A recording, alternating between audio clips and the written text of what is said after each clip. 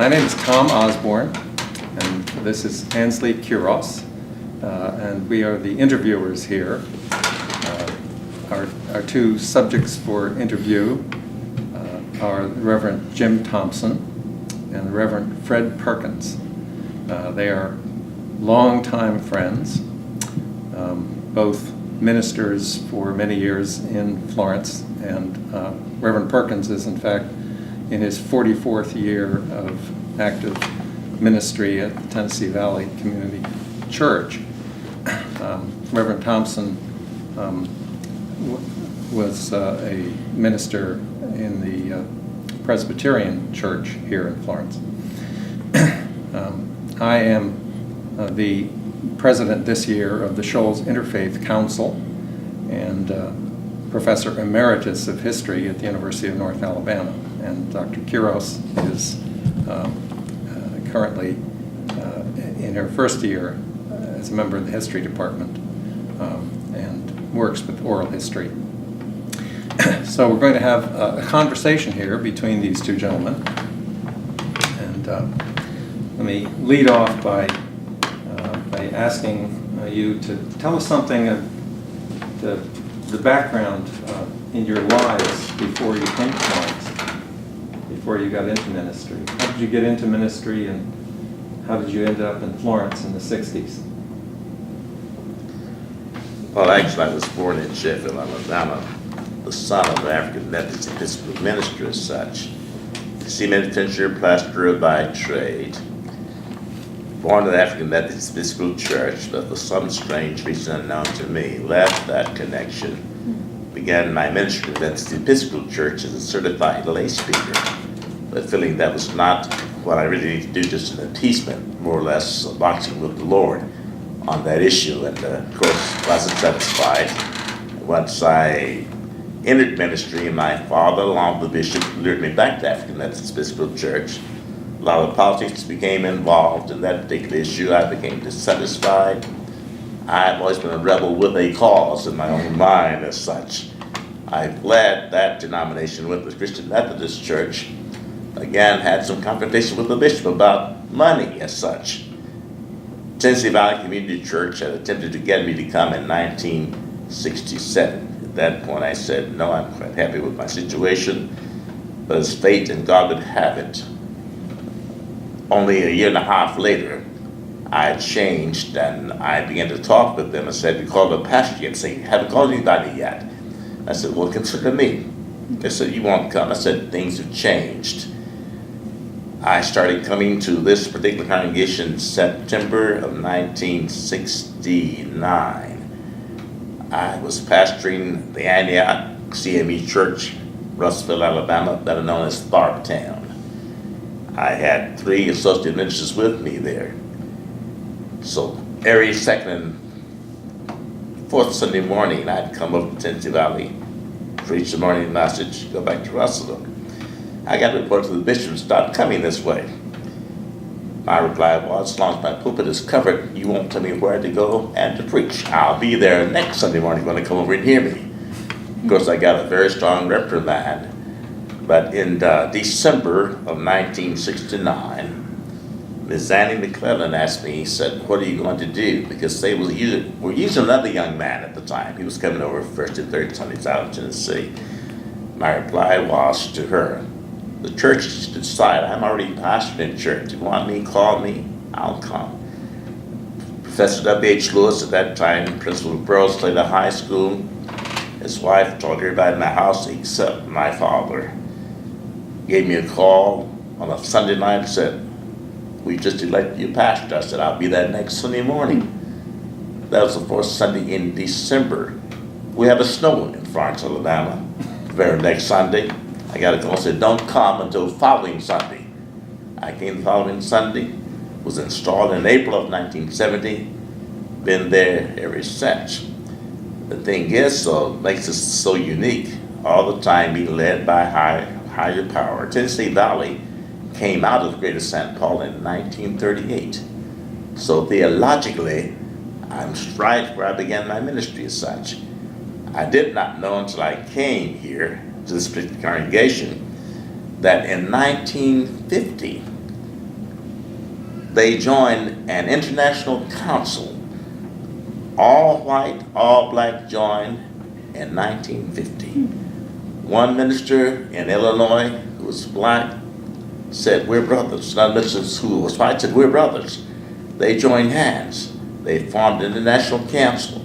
They met together since 1950, 50% black, 50% white, as such, which fell right into my realm of thinking, because in my way of thinking, all God's children got shoes as such, and that there should be no difference in us whatsoever. Being there, I found there was a group there who believed in civil rights as such, who believed in everybody being equal as such. And for that reason, I'm still a champion for the underdog. And things that have gone on in this city, the other places I pastored. In fact, I was a member of the Alabama Council on Human Relations, which had its, birth in the Quad Cities. I'm proud to ever come to this church. I met some members of this congregation when I joined that particular group as such. And since that time, those folk are now gone on. But since then, I have still been pushing. And I met this good friend, Reverend James Thompson, Mr. Lyons. We were the first group to integrate in the city of Florence. Am I right, Jim? And the first group to integrate, which followed me just what my heart's always said, because 17th chapter St. John, I believe what the Lord said, that all God's people ought to be as one. No difference in us, skin pigmentation. That's something we should have. We all should think alike. We can train about each other's well-being. That's what I feel. That's what I always strive to find. Now, although in the area city of Florence, and I don't mind telling you, when I got here, I found the waters quite unsettling, because we were always very, very docile. Nothing much was happening here. Many ministers here left and went to Birmingham to join Dr. King's movement, because nothing was going on in Florence. So the feeling here was, keep everybody satisfied. Don't raise any fuss, and it'll all be all right. I'm a fuss raiser, people. I can't have. I've been that way all my life.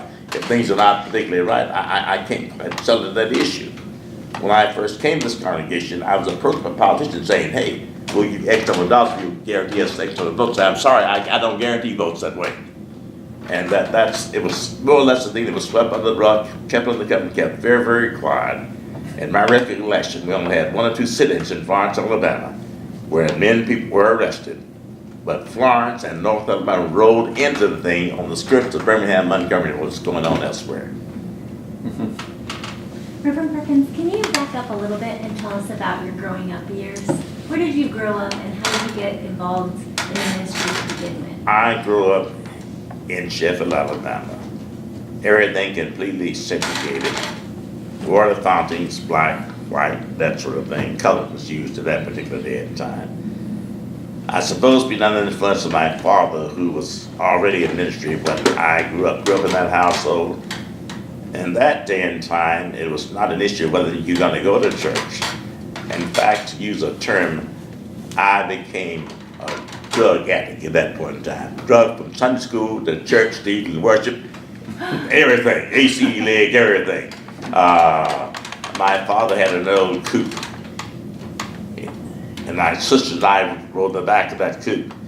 We leave home at 9 o'clock Sunday morning, be about 9 o'clock Sunday night when we got back. In those days, somebody fed you. Every Sunday, my mother took clothes for us after morning worship. You eat somewhere, play, get up for AC, use leg, night service at night. So the growing thing on me as such, and being in the son of the ministry, I suppose, everything in our house was church. And matter of fact, I was in the 10th grade in school before my father ever allowed a deck of old maid cards to come to the house as such. It was just that rigid, straight down the line. But I've always been intrigued by, my thing has been read yourself full and preach yourself empty. I've read more books. My daughter and my wife said, "Don't bring any more books in the house. You got books I haven't even read," which is very, very true. But being that, and of course, being an activist to some extent, I worked for 30 years, Reynolds Alloys, as a salaried company man. I spent my last 7.5 years with Wise Alloys as a lab analyst. In that atmosphere, many, many times back, we've always observed here the Martin Luther King birthday celebration. I stood outside the courthouse and spoken many times when this came up, to go back to work and find my picture on bulletin boards saying this kind of man doesn't need to be working this kind of company. So I endured all those things as such, which only encouraged me more and more to get involved more. And because of that, and like I said, being around my father, presiding elders, bishops, that sort of thing, I don't guess ministry was any other way for me to go but into ministry as such. Because there was a strange tugging at my heart that this is where I want to be. I want to be where I can help people to find a better way of life. Not only just in the church, but every aspect of a person's life. Physically, morally, religiously, the whole ball of wax. And that's why I am where I am now. Do you remember hearing about Dr. King in Montgomery in those early years? Where were you at that time? I was pastored in Russellville when that time came up. I heard all about that, stayed very much in tune. I had a lot of friends in Birmingham who were involved directly in the ministry, in the movement. The late Carlton Hamilton, who pastored here, was very much involved in the movement as such. I never went to Montgomery, Birmingham, far March, but always stayed in touch with what was going on there through ministers who were involved there as such. And of course, working the company I worked for, certain things that then just was not healthy to do and get involved in. You did it at your own risk as such. In fact, I was told at one point in time, because of some other things I was involved in, if that church can take care of you, maybe you need to find employment someplace else. I had a family to take care of, and so I knew how far I could go, when to pull up and when to just more or less quieten down as such. But I've always been an advocate of fighting for the underdog. That's my whole story, and I'll be that way until I close my eyes somewhere. Was the church of your fathers, did it have an activist streak, or was it, how did your activism develop out of your childhood growing up in your father's church? It grew up, I suppose, out from my mother. My mother was never a docile person.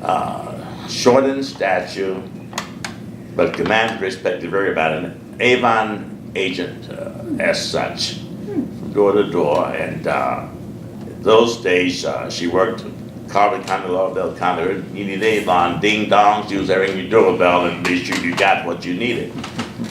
She had an uncle, Reverend John Edward Perkins, who was a civil rights advocate, who made 3 or 4 trips to the Holy Land, who was always an evangelist, was always preaching and teaching that we ought to have equal rights about everything. And because I guess from her side of the family, from Bracken's side, I received all of the things I have as such. And in a sense, some may say a defiance, a certain defense, but I call them a holy defiance as such. Because I think that's, if things were not right, I could find myself content being occupied there. Because of that, I need to say I have very few friends as far as ministry is concerned. Most people kind of shy away from me because I'm called a rebel as such. And to a certain extent I am. I did something you're not supposed to do. I digress for a moment. When I left the Christian Methodist Church, I resigned my pastorship. You're not supposed to do that in the Methodist Church. I wrote a letter of resignation to the bishop. Sent by instant mail. Copy the presiding note says this date, and out senior church is wide open. You need to get somebody up here. I didn't know at that point in time to be kicked out. They didn't pull my credentials. By the way, they left me my credentials and said to me in a letter, if you want to come back to Christian Methodist Church, thank you for your contributions. The doors will always be open for you. My response was, thank you, but I found a new home right now, and I don't think I'll be coming back. Primarily because Tennessee Valley Community Church came from the same theological background I was brought up in. I was torn into such. There were some things I was not happy with. And I changed those things because the community church movement grew out of a discomfort with certain things going on with Methodism and such. And I was telling Jim earlier, it was all about taxation without adequate representation as such.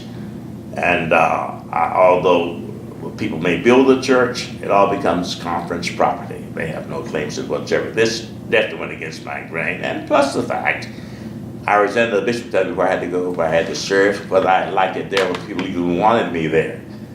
I was classified as a builder. They sent me to a place that's not doing too well. You get it built up, and whoosh, you're out of there to someplace else. I didn't like the constant movement. I have turned down 2 opportunities to pastor the state of California since I've been in the community church.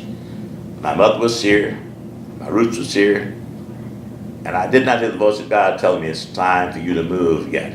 I had a lot of visions about doing some new things, but each time it didn't come about. We added on the education wing to Tennessee Valley in 1992. Because when I first arrived at this preaching station, all the church records had been lost. I was given a 25-cent composition book with some folks' names in it. No church history. I began to dig around and talk to folk, and lo and behold, one day my phone rang and said, "Pastor, we were cleaning out the old home house. We found 3 grocery bags that looked like it's church stuff in the bags." The lady brought it to my house. In the bags was a deed to the property and everything else. History of the church, everything was right there. I said, "Thank you, Lord. This is what I wanted to get my hands on." So, because when we first came here, our church, where the church now sits, a congregational church sat on that corner. When the congregational church faded out, the members of Tennessee Valley who had left Greater St. Paul heard about that movement, inquired and wrote the American Missionary Association, and made the purchase from them for that church ground so that we now occupy as such. So that's kind of a bit, I'm kind of jumping around, but that's how things came out to be. Well, take me back one more time. Yes. And tell me about, so you grew up in Sheffield. Yes. Did you ever leave the Shoals and come back, or were you here? Never stayed here all my life. Stayed here all your life. I've had opportunity to leave, but that's when my father passed away at 75. 2 sisters who did leave the area, but mother was here, and I thought it was my obligation to see her and take care of her as such. And like I said, I turned down the 2 options to go to California and pastor, but I said, no, here's going to be home. Each time I was interviewed at the plant, yearly performance about, do you want to relocate? No, I want to relocate, want to see where I am. I did at one point in time visit another plant that was considering making a transfer to California. But something inside me said, you don't really want to do this, and I did not. But this has been home for me all my life. I've watched the area grow from one good point to another good point, that sort of thing. I've observed many things happening, some negative, some positive. And although we've come a long way, we still got a long way to go. As far as I'm concerned, there are a lot of things that we still have not yet achieved. And we have been very, very good at sweeping stuff under the rug and not dealing directly with certain issues as such. I found even with my own family, there are some things people don't want to talk to you about. It's such a, well, let's say, no, we don't want to talk about that. And my words are, why? Why not talk about it? And to use a term that we say sometimes, blood is thicker than water, I found that some things you're going to stand alone and need with your own family because they're not going to stand with you. But that never deterred me from taking the stand I take, and I take right now. In fact, when I first came, every 3rd Sunday in our congregation, the men bring out little-known Black history facts to our young people. Every 3rd Sunday every month. Every 3rd Sunday of the month, we recognize marriages and birthdays. We have a big celebration at the church to invite those to come and share their family history with us as such. And I guess when I could have left here, I didn't leave, and now I feel at my age now, nobody wants you down and out, chicken, by the way. And so I feel like I'm stuck like Chuck now, but I enjoy what I'm doing now. Well, let me get the timeline correct. Yes. So you grew up in Sheffield. Yes. When you were a young man, you worked in the alloy plant before going into the ministry. Is that right? That was not my first job. I finally got called that voice plant, yes. What was your first job? My first job, I'm the first person to do street vending with ice cream. Oh, is that right? Very first person in Shoals area. I worked for the Dairy Queen Corporation as such, and I had this wonderful idea that you can make money doing this. Talked to the owners of the place, they agreed, and that was my first job. I left that job, worked for Protective Industrial Insurance Company out of Birmingham, and left that and was called from that job went into to ministry as such. And so how did your Yeah. consciousness, your civil rights consciousness, develop as a young man? I From suppose your that, mother, and then how did it really connect with the broader movement in the South? well, I was taught from day one from my mother's knee that pigmentation of the skin was not a matter of choice. That you're not better than anybody, but you're just as good as anybody. And that there were certain principles in the house that were laid out, certain house rules we stood for and stuck to. And she called me Bubba. My sister was 15 years older than myself. When I first came along, they tried to tell her I'm your brother, but it came out Bubba. She couldn't say brother, it came out Bubba. So the Bubba nickname sort of stuck. But she always said to me, Bubba, wherever you go, be a man. Her words were, you were born black by birth, but you should be proud by choice. And fight for the things you think that are right and good. And that's what I've done all my life. She was the only child born in Canton, Ohio, who came here with her mother because her father was deceased when she was quite young. In fact, my father was 17 years older than my mother. And because she didn't grow up with a father, she called him daddy up to the day he died as such. But she was always the disciplinarian of the house. And she taught me several things, certain things about what's right, what's wrong. Even in those early days, in the days of segregation, they ran school buses at Sheffield, Alabama. The bus would run 2 blocks up from our house to pick up the white kids to go to school across town. But not for us. And the interesting thing is, and that's what I guess caused me to be as I am today, is that when integration came about, not a single black school was integrated. The black schools were closed down, and the black kids had to go to white schools as such. They transferred the black teachers to the white schools as such.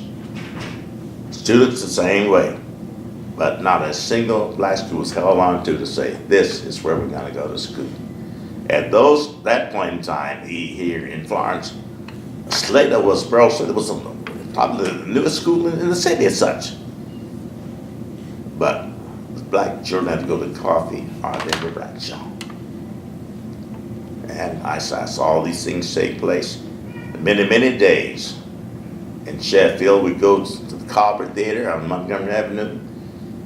When the balcony became full, you stood outside and waited so you could sit in the balcony. Plenty of room in the theater, but not for black kids. Black kids only allowed to go into the balcony. The same way in Florence, Alabama, Shoals Theater, Princess Theater, the same way here in Florence, Alabama, as such. And I always sort of resented that because hey, I'm paying my good money to get here. My folks are paying money to get here. Why can't I go in there? Because I couldn't. I couldn't do that. And it did leave a rather bitter taste in my mouth.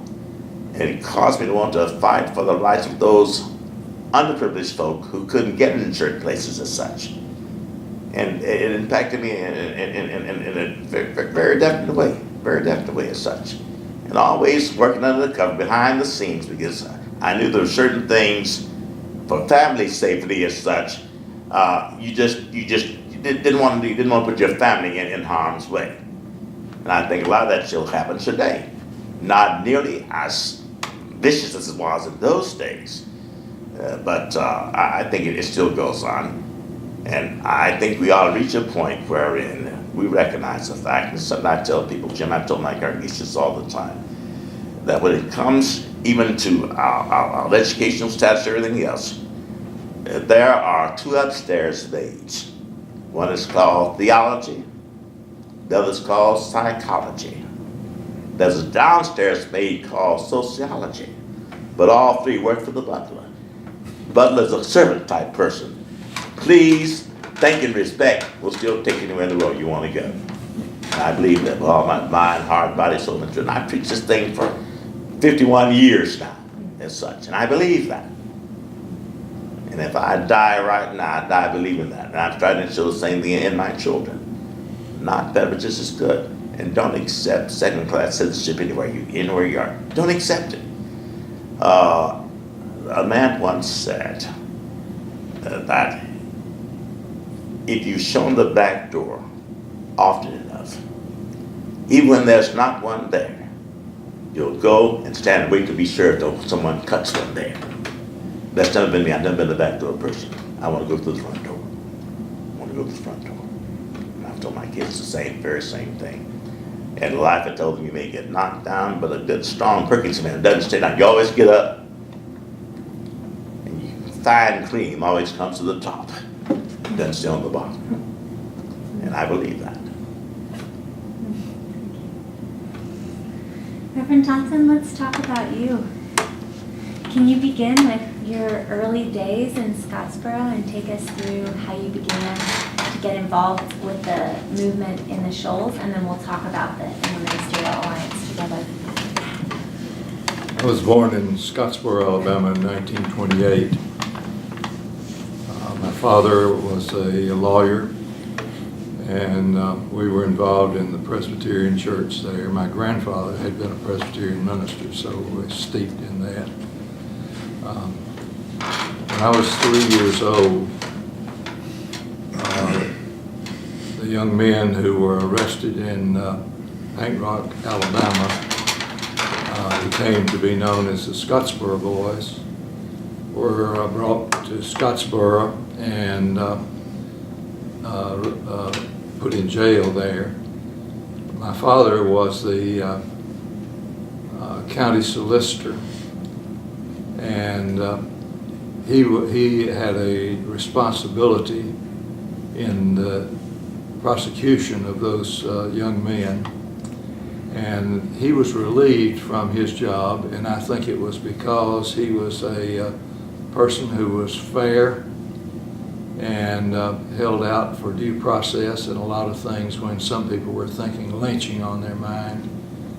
At any rate, he was connected with that, and I, as a child, later on, I read the transcript of that trial, so he didn't know that I had, but I did. And I was very much aware of what had happened, and that was a community of about 2,500 people that got caught up in a trial that had international implications. And it was unfortunate in some ways because there were a lot of good people in that town. They were segregationists, of course, but they were overwhelmed by all that was going on. And subsequently, I'm glad to say, the people have come to terms with that, and there's now a memorial to the Scottsboro Boys in one of the churches there in Scottsboro. But anyway, I grew up with my dad as a lawyer practicing there during the Depression, and grew up in the church.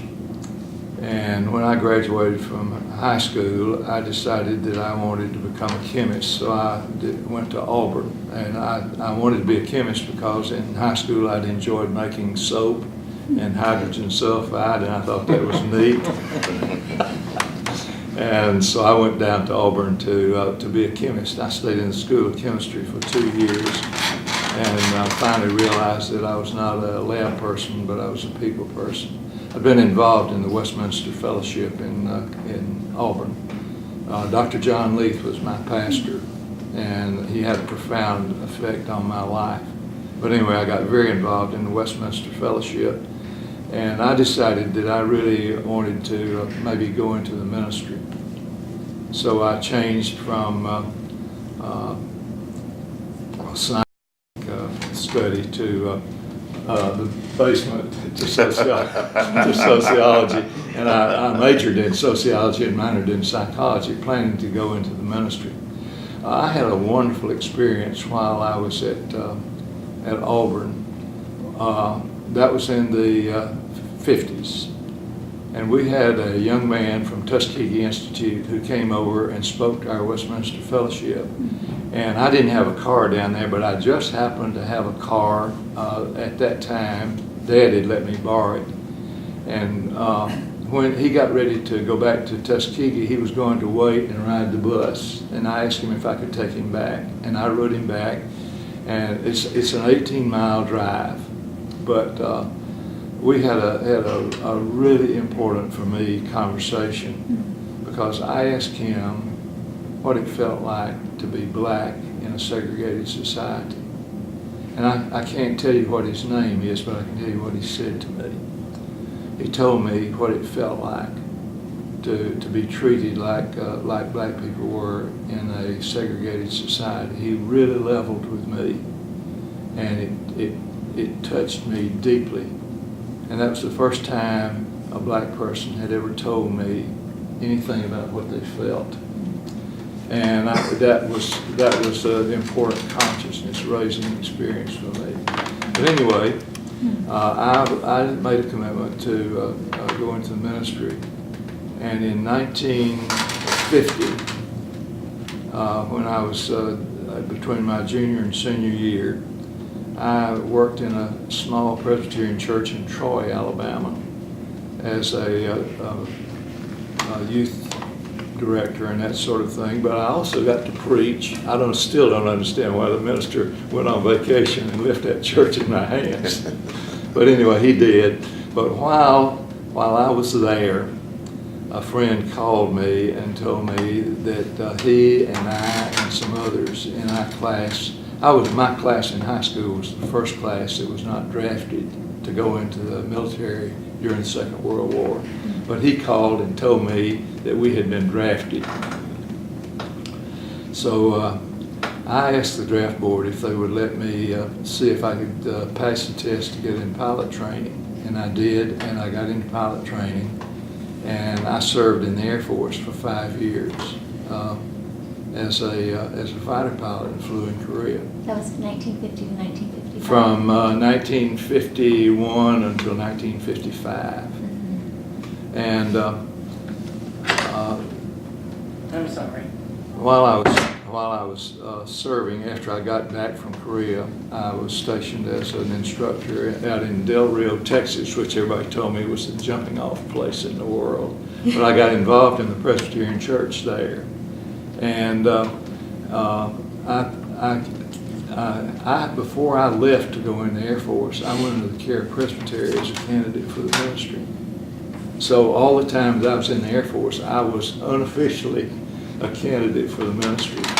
But my experience in Del Rio led me to decide that I really wanted to go into the ministry. So I resigned a regular commission and went to Columbia Theological Seminary in Decatur, Georgia. And had that experience.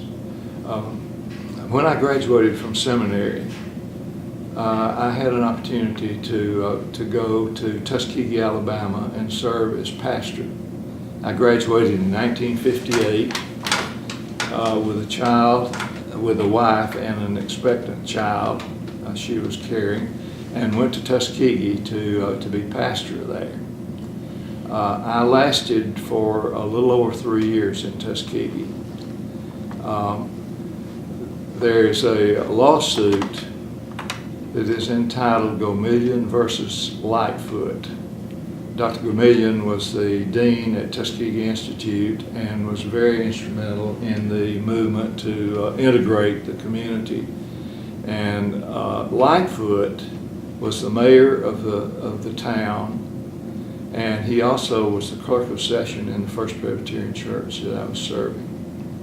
And he was what you would call a typical Southern gentleman, a very kind and caring person, also caught up in all of that politics.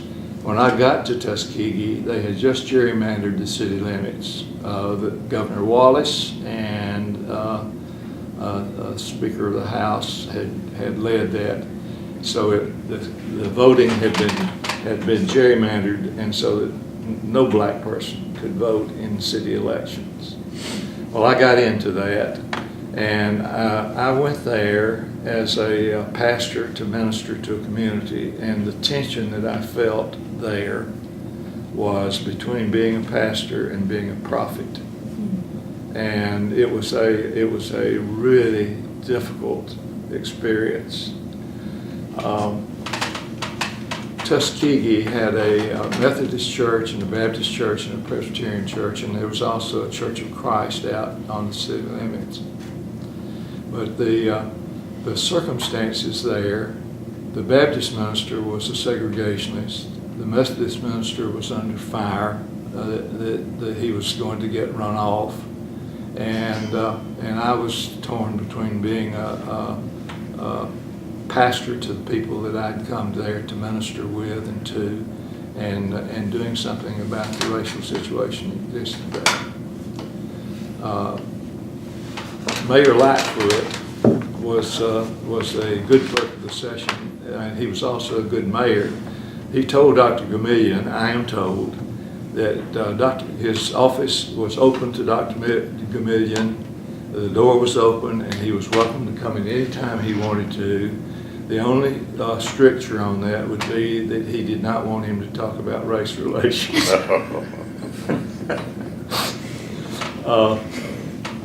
I had several people in the congregation that were radical segregationists, and also some who were for breaking down those barriers. It was an extremely difficult experience for me. At times, I got really depressed about being there, and the problem that I faced was that the three ministers who were leaders in the community were isolated, and we never really got together. I don't think we could have gotten together with the Baptist minister, but Sellers, who was the pastor of the Methodist church, was under such fire that we never sat down and talked about what was going on in the community. I came to the realization that the Tuskegee Institute had been generated by benevolent landowners who had gotten that started, but they really believed in separate but equal, that idea. But the people in Tuskegee, the blacks in Tuskegee were educated, and they deserved a place in the life of that community. And I saw, as a sociologist of sorts, I saw that community could have been a model for racial integration in the South. They had that opportunity to do that. And I saw them letting that get through their hands because of the intransigence of the segregationists and segregated Black Belt area. I was prepared.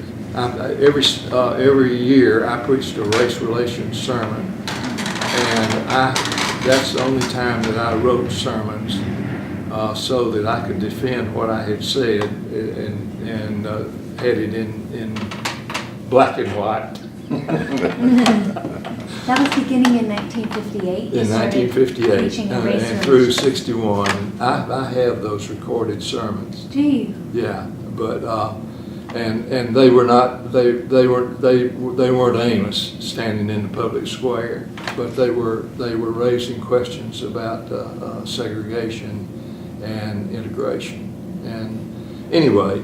What was the reaction from the congregation, particularly the mayor who was on your session? Well, the mayor didn't say much, and Harold Hendon, who was an ardent segregationist, on at least two of the three occasions, as he came out of the church, he said, we got Pat White, who was the former minister there. We ran him off, and we're going to get you too. And I called a session meeting. And told the session that wasn't going to wash, and they addressed this segregationist down. It didn't quiet him, but they did take a stand. I had decided that if any blacks came to that church to worship, if they were turned away, I was going to leave. I was walking with them. And I was passive in that way. I didn't go there looking for a fight, but I wasn't ever going to dodge one. I think my black friends at Tuskegee Institute did me and did integration a disservice because they never came to worship with us. And that was what I was waiting on. I wasn't building that, but I was waiting on it, and it never happened. And I wish it had, because I was ready to take my stand. I got really depressed about the situation there, because I saw that the community was going to die as it had been, and that's exactly what has happened subsequently. The whites in the community, then there were some that really pushed for integration, really pushed for it. I could name some names, but anyway, the political forces won out, and that community lost a major portion of its white constituency. It's still a viable community, and in some ways a lot better community than it was, but it is not integrated like it could have been. But I made up my mind that I was going to tough it out. But I got a call from Florence, Alabama, from Westminster Presbyterian Church, which was then 3 years old. And they came down and interviewed me and decided they wanted to call me. And I was really torn about it. I really felt like I needed to stay there and really take a stand. But I also had a wife and a child, and really I never had a nervous breakdown or anything like that, but I got so depressed that at times I would cry about the situation. Incidentally, I was 18 miles from Martin Luther King Jr. And while all of that was going on in Montgomery, and I thought about him a lot. And on one or two occasions, I thought about going over there to see him. I was aware of the bus boycott and all that was going on, and I really thought about going over and just sitting down with him.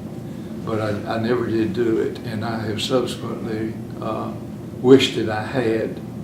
But as I reflected on it, I rationalized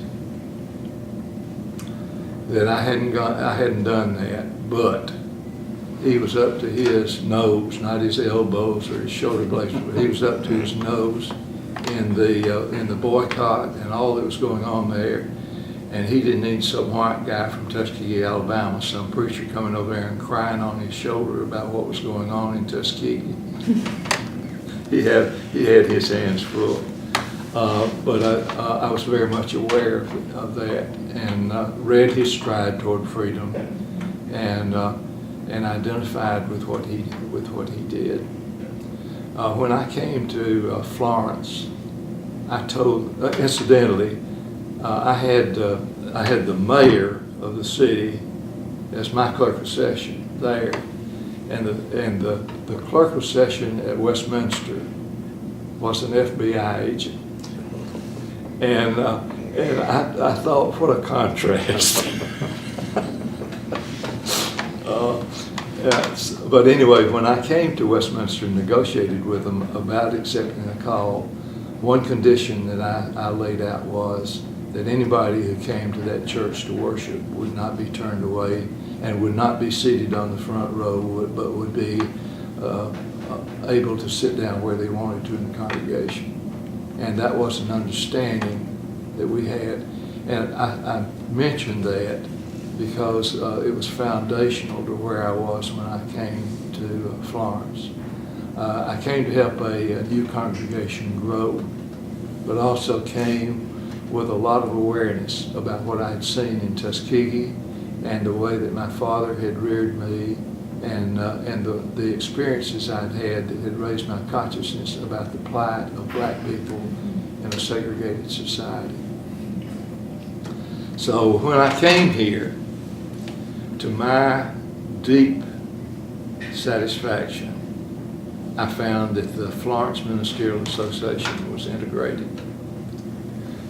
We had Anderson Todd, who was pastor of the African Methodist Episcopal Church, and at that time, the AME Church was located on the corner of Alabama and Court Street. How long had the Florence I came here in 1961. Had it already existed before you came? Yes, it did. It was in existence when I came. Okay. Anderson Todd was the pastor of AME Church.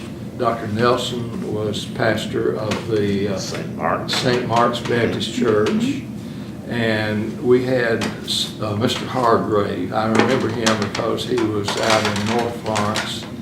And Smiley, Hilton Smiley, St. James. was in the association. And it was the difference between daylight and dark, because we met together and we shared the concerns about segregation and desegregation. And we were committed to do something about it.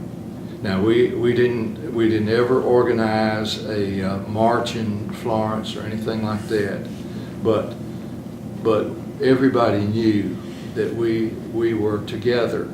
And the contrast between Tuskegee, where the pastors never communicated with each other, couldn't analyze what was going on, couldn't develop a strategy, couldn't do anything. We were talking about it and praying about it in the Ministerial Association. I think that we together had an indirect influence on the community. And Westminster, I know, as well as First Presbyterian Church, had a policy that anyone who came to worship was going to be seated.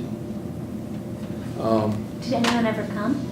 Did any Well, African Americans ever come? they did come, and when I think the Episcopal Church in Florence was the first church that had an integrated member. There was a couple, and I can't remember their names, but I remember that The Haney's? the Haney's, yes, the Haney's had originally been Cumberland Presbyterians, but they joined the Episcopal Church and were active members in it. We finally had a Presbyterian family.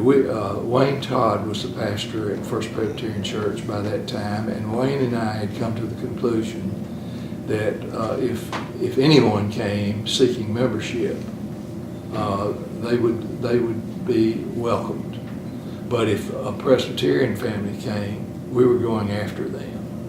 And we finally had a family that moved to Florence, and we in the First Church got in this tremendous. I know they thought that that couple that came here with a child, a couple of children, and we courted them like everything, and they finally won out, and they integrated the church. They had the second integrated church in the community. What year would that have been? That would have been in probably 1963, something like that. That early? Yeah. Wow. Yeah, it was early. Mm-hmm.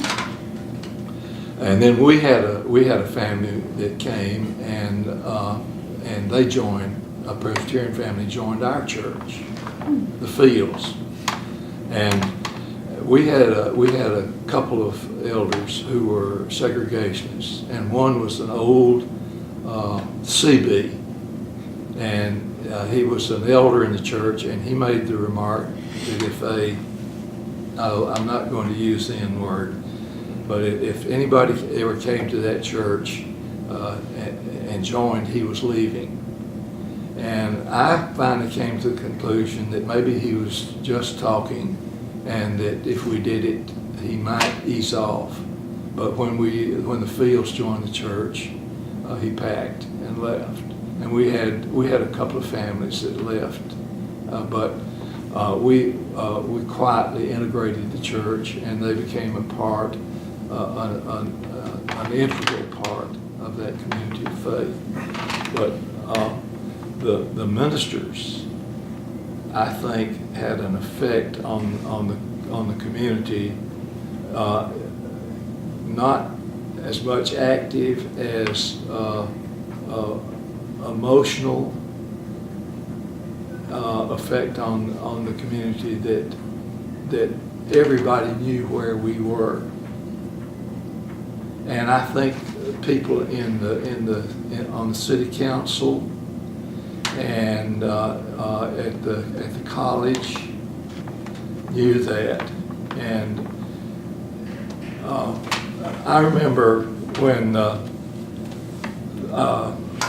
Martin Luther King was invited to come to Florence. He did not do so, but the Student Nonviolent Coordinating Committee in Birmingham came up here, and they met at Greater St. Paul AME Church. What year would that have been? I can't identify exactly when that was, but it was in the early 60s. And that we could find out because that was a specific date. But that church was filled, and there were 3 white people there: Wayne Todd and Noel Beck and I. We sat there in that meeting that was filled with people. What do you remember about the meeting? Were they trying to organize the? They came up to tell us about what they were doing and to talk about what could be done in Florence. And it scared the living daylights out of the politicos in Florence, I think. I think it really, that made a difference. And the risk of that, and I think what Fred was talking about, Florence was not a mean town, but it was a segregated town. And there were some underhanded things that happened there, and we can talk about that. But I think the Ministerial Association and the attitude we had, and the fact that we were beginning to get some black members in the churches, and I take my hat off to the black families that joined white churches, because they had to change a way of worship and accommodate to this stilted kind of stuff that white people do. Yeah. And but anyway, I think that we had an effect on the community, and I think that's reflected in what happened when integration began to happen. People in Florence were deeply touched by the bombings and what happened in Birmingham. Deeply touched, and I mean hurt by that, and I think did not want that kind of stuff going on here, and the government of the county and the city, I think, didn't want that. So that when a student made application at UNA, at then Florence State Teachers College, but made application, Dr. Richards, who was wise and calm, told him that he could not admit him, but that if he would get a court order, he would be immediately admitted. And he got a court order and became the first black student enrolled at Florence State Teachers College. And that happened with no demonstrations, nothing in the community. Quietly, it happened. And Dr. Richards played a really key role in that. But I think the attitude of the community that this is a new era, and we're going to do it. And that sort of thing has happened in the community, I think, to a large degree. Take me back really quickly to the SNCC meeting at St. Mark's. Yes. It was a packed house, you said. Yes. And you and the minister from the First Presbyterian Church. Yes, and the director of Christian education. Is that Mr. Beck? No, Noel Beck. Noel Beck. Beck. She was the female. Oh, director of Yeah. Christian education. And there may have been one other. We had an associate pastor who may have been there too. But So- anyway, we locked arms in that place and sang "We Shall Overcome." You did? Yes, Well, we did. What happened from all that initial kind of fervor and emotion from that SNCC meeting? There was never any march in Florence? The students never mobilized? There were never any marches. I don't, We had some I don't think there were. sit-ins at the No drugstore. sit-ins, no marches. No marches. It Did just, SNCC leave anybody here? Did they leave any field workers? no, they didn't leave any field workers in. They came and they went back, but they left something here. Mhm. They left their presence here. And the people, I think, were ready to do this. Now, there was resistance to it. All of the Lions, the Rotarians, the Civitan Club, they were all segregated and continued to be. That finally broke down. But there was the newspapers played an important role in this. A fellow named Lewis Eccles, who was the editor of the Florence Times. Florence Times, same thing. He made no bones about editorially, and that was a major factor in the peaceful integration of our community. But I would say the attitude of the schools, the newspaper, and the ministerial association played a key role in the fact that we behaved ourselves and we did what the law said, and we pulled it off. So did people mostly respond to the laws changing in 64, 65? Yes, they did. And that was the main thrust. It wasn't student marches, for But, instance. It wasn't demonstrations. It was mostly obedience to the law. Right, obedience to the law, and I think what Fred said is really important in terms of say the integration of the schools. There was a wonderful black school, Sterling. Sterling and Sheffield. Yeah, that was in Sheffield. And what's the Burl one? Slater in Florence. Burl Slater. Burl Slater in Florence. Burl Slater was right down by the hospital, a high school. And they also, we had an interesting situation over on Palisade Drive, and that was a section where a lot of the leaders in the community, doctors and lawyers and others lived, and it was a segregated white community. They built, the Board of Education built a school, a grammar school over by the hospital, and it basically was in an integrated society to serve the children who lived over in that Palisade Drive area. But they realized they couldn't integrate that, and so they made administrative offices out of it and closed the school. But they also closed Burl Slater.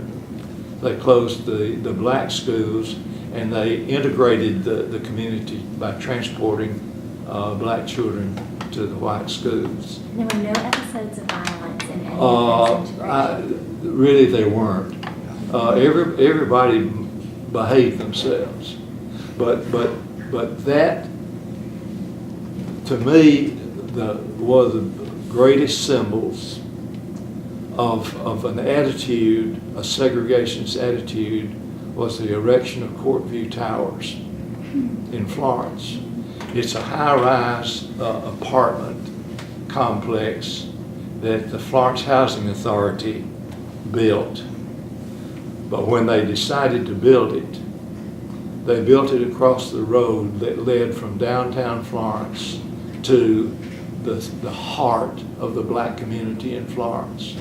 Effectively, with that Courtview Tower, they blockaded the access of black people on their main thoroughfare. Now they could get there, but they had to go around that and get into town. And to me, that is symbolic of the passive segregationist attitude that was in the community, as well as the grammar school that was built for white children. Well, tell me a little bit more, and this is for both of you. Tell me about what went on in the Interministerial Alliance meetings. You mentioned that you would pray together. Would you talk about issues that were happening in the community? Would you do pulpit swaps? What kinds of things did y'all do? We more talked about what was going on, and did a lot of praying together so that we were supporting each other. And I think primarily through our individual ministry in our churches. And I think that had an effect. I know it did in Westminster. Did you have regular meetings, or did We you met come every together because month. of some event that had happened? We met every month at First Presbyterian Church. Let me jump in here too. There's a story about Cliffview Towers being, it's right adjacent to Tennessee Valley Community Church. Our church sat there. Ed Mullins was the minister of Trinity Episcopal Church up the street from us. The city of Florence wanted to put a supermarket in that vacant place. I didn't want it. Mullins didn't want it. We came together. Wayne Todd was involved, and we came together. And that's why Cliffview said, but to build Cliffview Towers, there was not enough parking space for that type of facility. They needed 35 additional feet. That's why that one block got cordoned off as such, to give Cliffview enough space to go in there, that type of facility as such. And we picked up, they got one half street, we got the other half street. But the initial thing was to get us off the corner, which they couldn't do, because it was sealed. A stipulation in the deed that says that property can never be sold. So they couldn't get around that. So Ed Mullins and I met together, left for the city. I never shall forget, one Sunday morning after I preached, our congregation marched from Tennessee Valley to the city office, which was on Tennessee Street at that point in time, and singing Amazing Grace. We signed to the city so that one block could be passed, could be closed off. And it looked like some other undercurrent thing was going on, but because of parking situation, that's why that took place. In addition to that, Todd, Mullins, and myself, during the height of the Vietnam conflict, we said that's something we don't need to get involved in. We met together in the park, different churches. I spoken there, they spoke with us about things like that. And the only time any action, a major thing came of that, there was a drugstore, if you remember, right across from Shoals Theater on Tennessee Street. Two black gentlemen went in and had a sit-in at the counter. Baptist Church. Yeah, sit at the counter. They were arrested. But to get around that, the drugstore just took the counter out. they just removed the whole thing. So that took care of that. They said they're going to be back. We'll be back. So they said we're not going to take the stuff to get out there. We'll get around that. So as you said, strategic thinking on the parts of those involved in Eccles was a leading person. He made no bones about race or anything like that. And so they took that lunch counter out as such. And that took to that issue. But as far as actual marching, that sort of thing. The marching we did was after integration. After integration, right. After integration happened, right. Mm-hmm. So tell me more about the Interministerial Alliance. So you met every Monday We met Or once a month. Yeah, we met once a month at First Pres. at First Pres. And you mentioned some of the people who were there. That would be Reverend Todd, Dr. Nelson. Two Todds, Two Todds. Anderson Todd and Wayne Todd. And Wayne Todd. Anderson Todd was from the AME Church. He was pastor of AME Church, Wayne Todd, what church? pastor of First Pres. First Pres. And then you mentioned Dr. Nelson from St. Mark's. That's right. Mr. Hargrove from Mr. Hargrove, and I can't remember, that church is right next to, it's on Chisholm Road, right next to the Baptist Church out there. Ernst Chapel. Ernst Chapel. Yeah, Yes, C.L. Hargrove. C.L. Hargrove. C.L. Hargrove, yes, C.L. Hargrove. You mentioned Mr. Hampton Smiley, St. And I don't remember which church. St. James Missionary Baptist Church on Wallace Street in Florence. And was there anybody else who used to meet with you regularly? Well, Ed Mullin was, Yeah. Ed Mullin was, he was tremendous. Oh, gosh. Ed was, just by circumstance, a member of the National Council of Churches. Was he? Yes, he was. And the fact that he had that connection, I'm sure, caused consternation for some of his parishioners. Mhm. But it also was symbolic of where he was. What church was he pastor? He was at the Trinity Trinity. Episcopal Church, Mhm. yeah. How did y'all, okay, so I'm seeing so many different denominations involved. It was in truly ministerial. interdenominational. Were there ever theological tensions within No. those meetings? No. How did you avoid that? We talked about Christ. Right, exactly. And we also talked about his crucifixion too. Yes. That's very unusual. Yeah. From one blood. Yeah, but it's very unusual to say that you're going to make the discussion of Christ the preeminent thing in those conversations in that era. That was the unifying piece for all of us. And then we were unified. It was time for segregation to end. I grew up with it, and the concept of separate but equal. A lot of people subscribe to that, but they never did live the equality side of it. And Fred can tell you about it. I can tell you about it. The drinking fountains, the railway stations. That was a rationale that didn't work.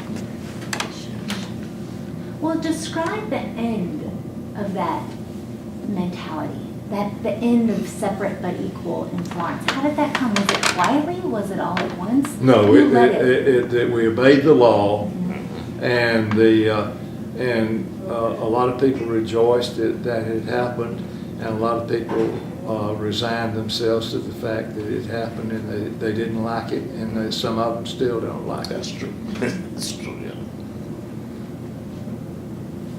But it was led, you would say, by the federal laws coming into the local Yeah, community. the federal government really was the leverage that made this happen. So 64, 65 is when we're talking about Yeah. real meaningful Yeah. change. Yeah. To digress, something that these changes that we together.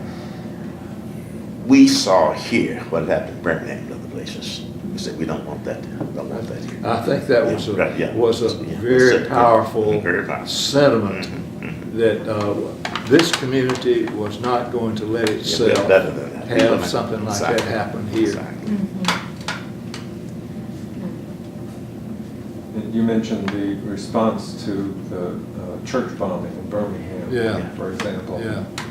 Was that sort of thing that happened elsewhere part of the engine that drove the ministerial group to? I don't think it drove the ministerial group. I think the overall effect through the news, papers, and TV and that sort of thing. I think that the effect of that was more direct than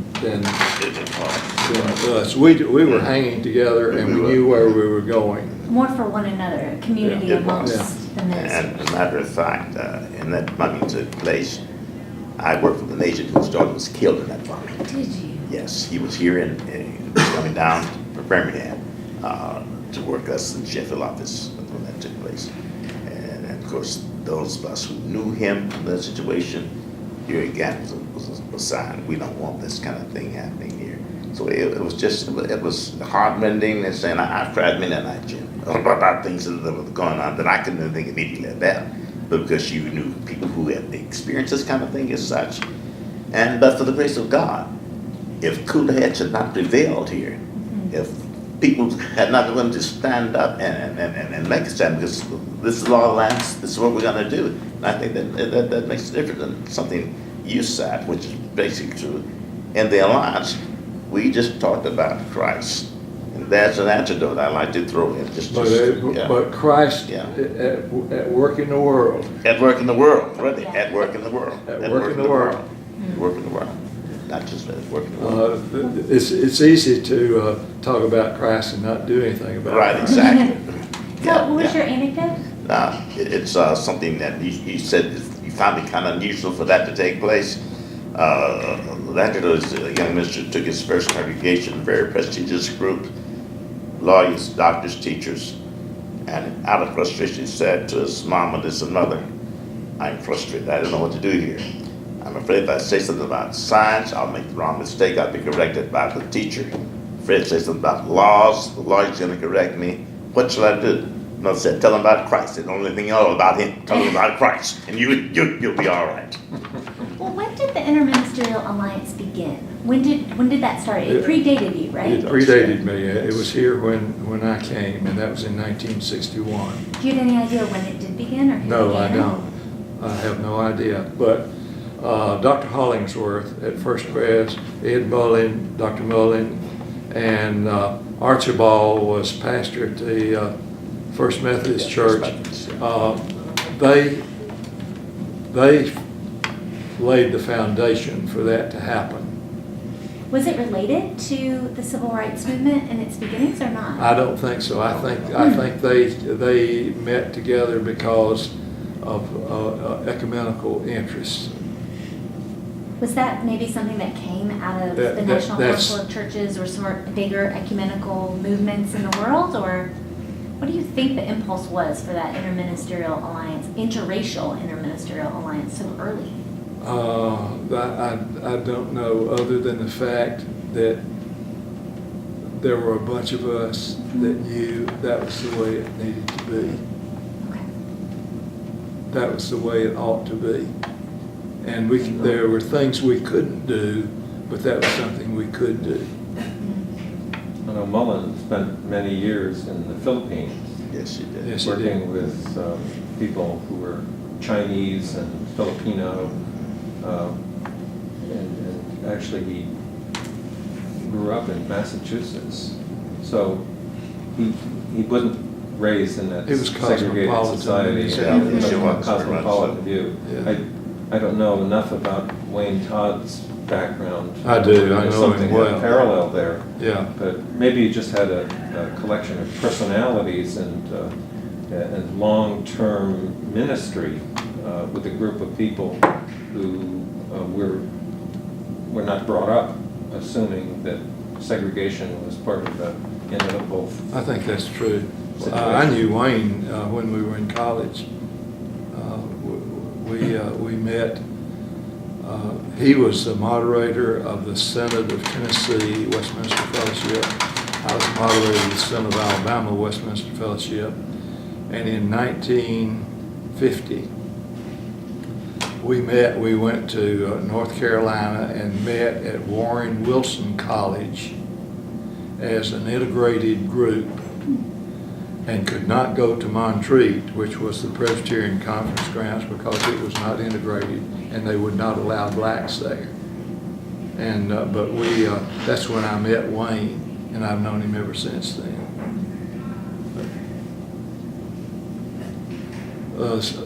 Student volunteer movement had something to do with all of this. That kind of thing, the intermixing, and there was a lot of energy that got generated, I think, in that. Did it come to Florence besides just that one SNCC meeting? Was there a lot of They students? only came once, as far as I know. And did the local students in Florence continue to meet together in some sort of organization? I don't think so. I think it was something that happened politically and legally, but people were, I think, emotionally ready for that, and the sense of doing right led them to do it.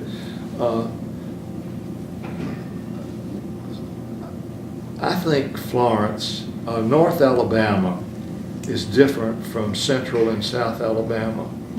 There, I think a lot of that has to do with the people that moved here. TVA people? Florence had an aristocratic background. There were a lot of people that moved here with that money, and they had slaves and that sort of thing. So that was here, but the attitude part of the attitude that we had here, I think, was evidenced in Winston County when the Civil War occurred, and the people in Winston County decided they weren't going to go with South or North in that, and they became the Free State of Winston, and they never got involved in the Civil War in the way everybody else did, but that same attitude happened across North Alabama. I think it was true in Northeast Alabama.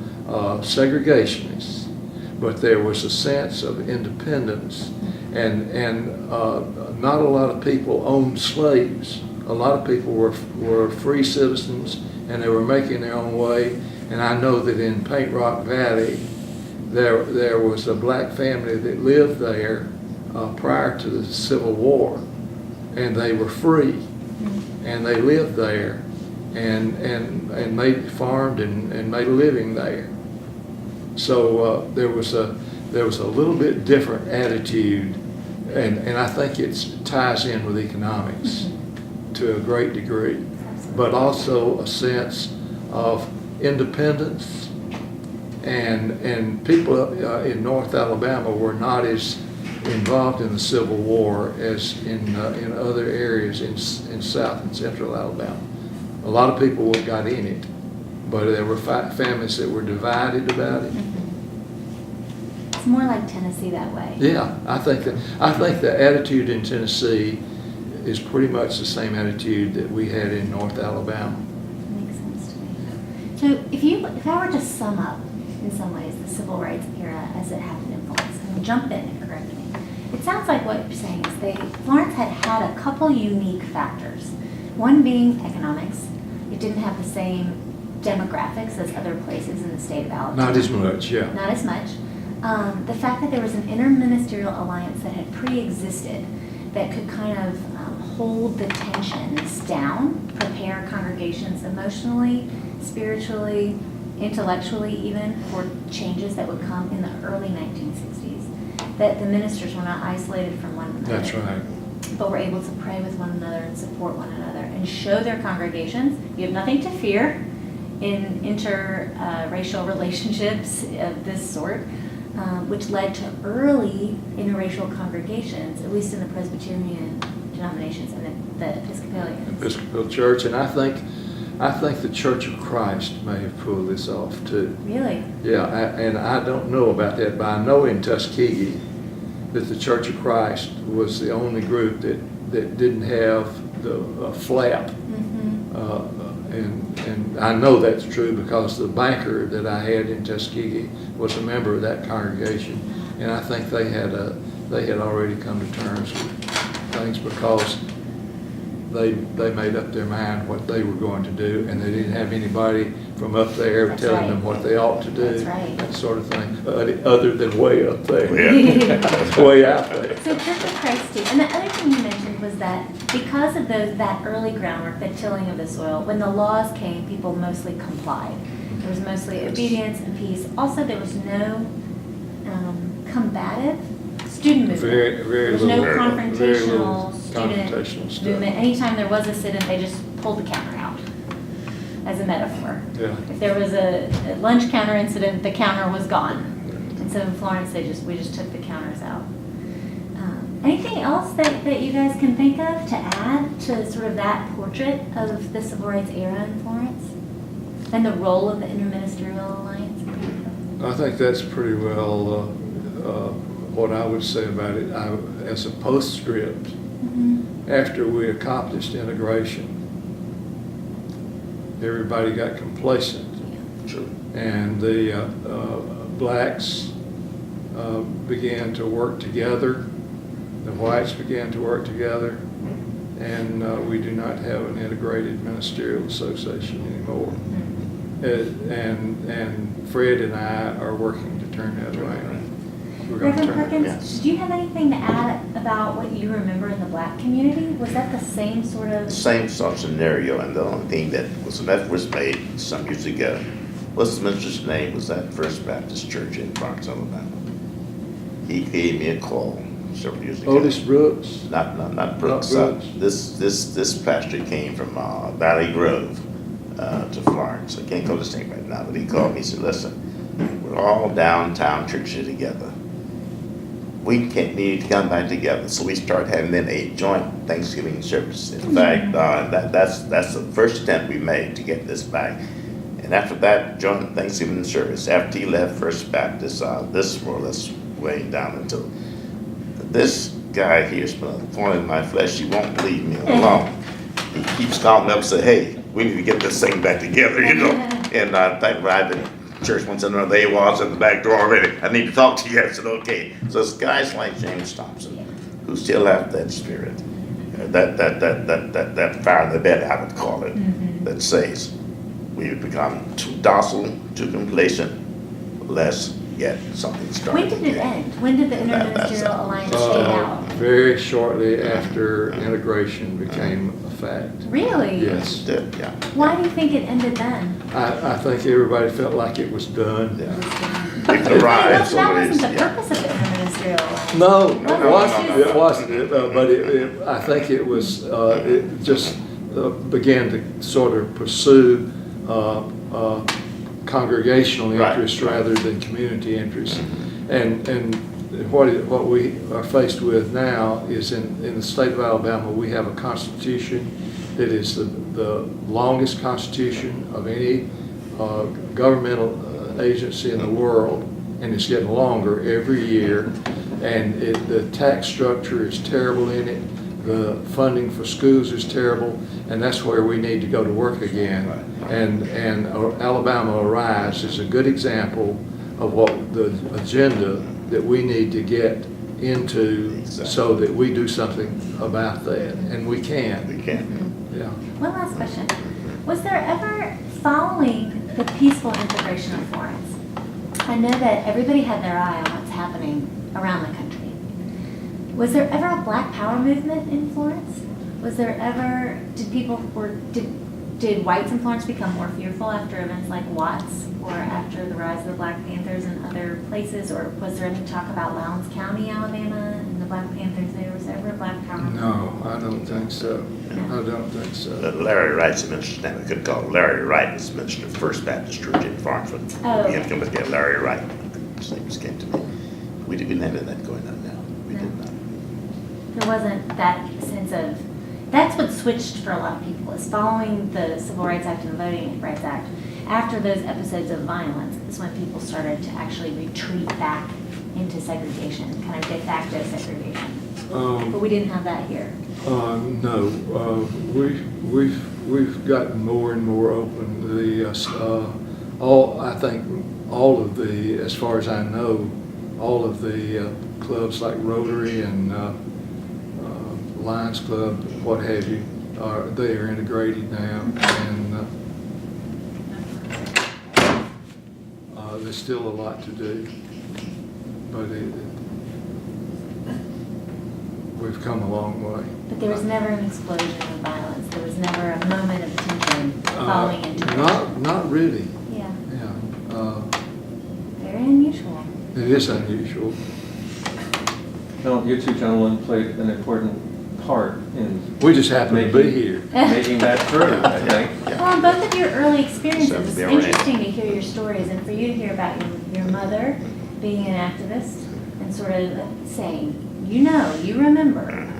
You know, when you said that, I was thinking about Rosa Parks Yeah. and your mother Oh, would boy, have been very she was uncomfortable something. in the back of the Oh, bus. she wouldn't have been there, I guarantee you. She was an unusual person, really, and I guess the driving force even to me today because she's been on about 5 years. I still hear her voice, and I just plain watch out. You got to do something about this now. You can't stay where you are. And you And had that's that. it. And you Yeah, had yeah, that early yeah. experience at Tuskegee. Yeah. That conversation and riding in the Yeah. car where you said, I had a bunch of experiences. I had an experience in Scottsboro as a teenager. One night I went to a service station to get gas, and there were 2 attendants there, and there was a young black man. And he was kind of kidding around with them, and they thought apparently, this all happened while I was getting gas. They apparently got angry with him. I'm so sorry. Robert? they got angry with him and they took him around to the back and they beat him up. And he came back around, bloodied, and I witnessed that. And you talk about something that will jerk your soul. It was the personification of Jim Crow. And those are the kind of things that make a difference. My sister was a very liberal kind of individual, and I read Black Like Me that she had, you know, which just gave me an opportunity to get out of my skin and get in somebody else's.